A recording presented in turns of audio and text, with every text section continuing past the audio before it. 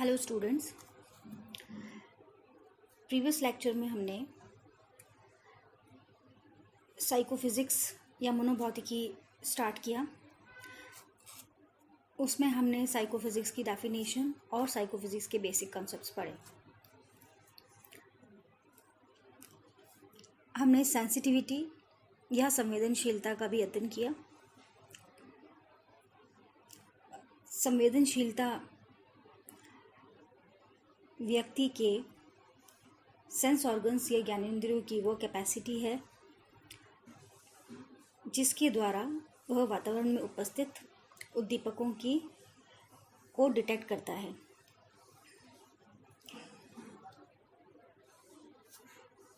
या अनुक्रिया करता है।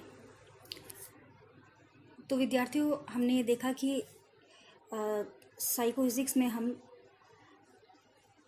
या मनोभौतिकी में मन तथा भौतिकी के संबंध का अध्ययन कर रहे थे। मन अनुक्रिया थी और भौतिकी उद्दीपक।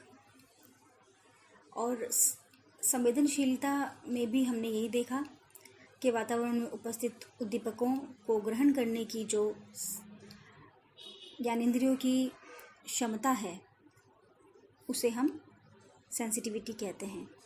अब इसी अध्याय को आगे बढ़ाते हुए आज हम मनोभौतिकी की समस्याओं पर प्रकाश डालेंगे। और मनोभौतिकी में अनेक प्रकार के प्रश्नों का अध्ययन किया जाता है और ये प्रश्न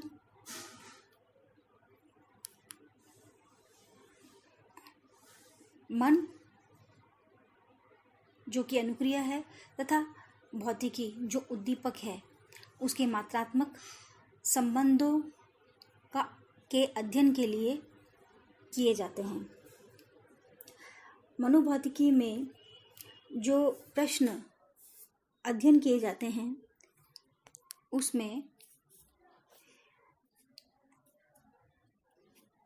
पहला है कि प्राणी जो अनुक्रिया करता है या जो रिस्पॉन्स देता है किसी भी उद्दीपक के लिए, तो उस उद्दीपक के लिए अनुक्रिया करने के लिए व्यक्ति को कितनी न्यूनतम मात्रा की आवश्यकता होती है कि वह उद्दीपक को डिटेक्ट कर सके।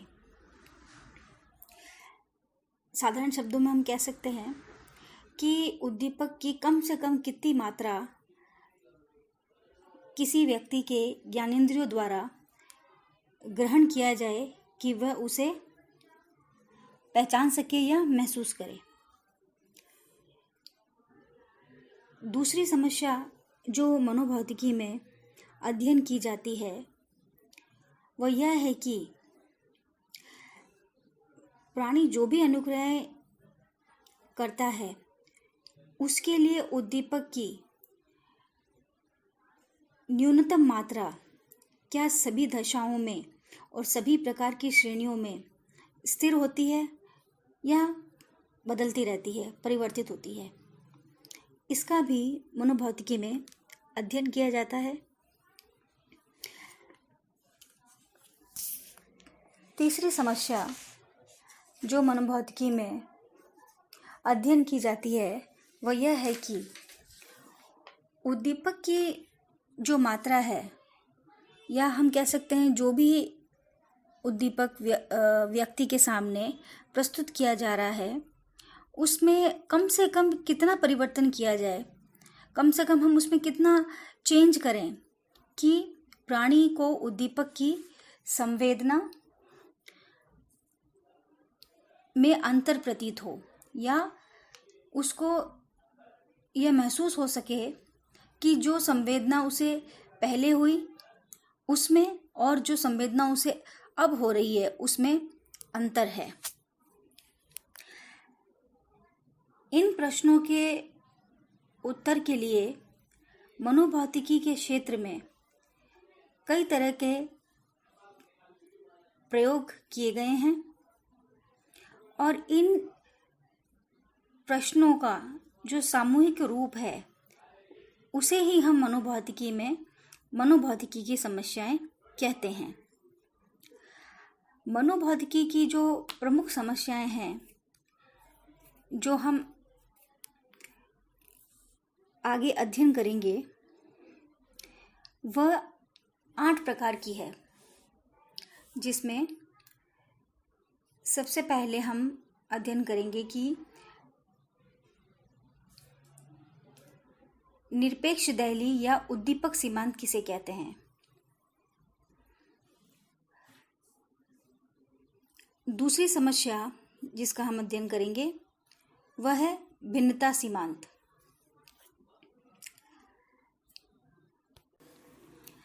भिन्नता सीमांत को डिफरेंशियल थ्रेशोल्ड कहते हैं।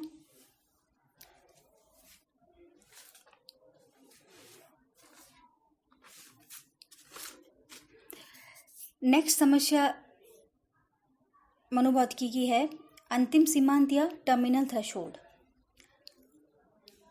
चौथी समस्या उद्दीपक समानता या स्टिमुलस इक्वालिटी।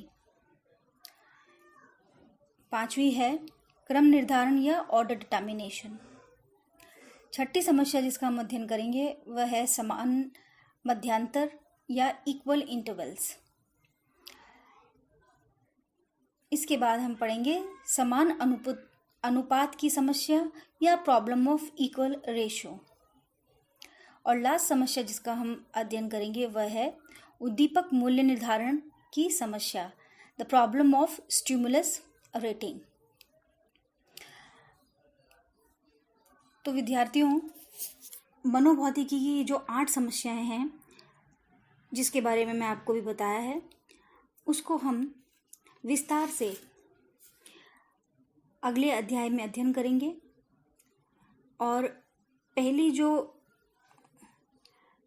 समस्या का अध्ययन करेंगे वह निरपेक्ष दहली है। और निरपेक्ष दहली को समझने से पहले हम समझेंगे थ्रेशोल्ड या दहली किसे कहते हैं। इस अध्याय में इतना ही। धन्यवाद विद्यार्थियों।